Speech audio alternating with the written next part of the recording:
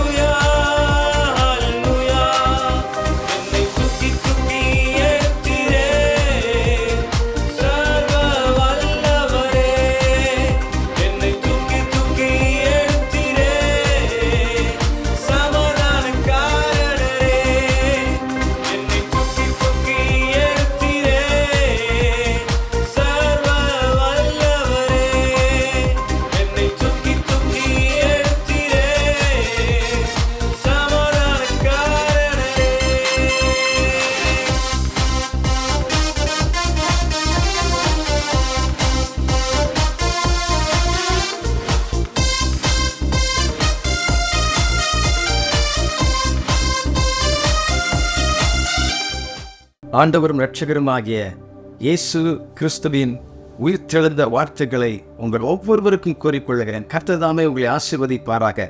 Mission India இயக்கம் இந்த இயேசுவின் சுவிசேஷ பணியை தொடர்ச்சியாக செய்து கொண்டிருக்கிறது.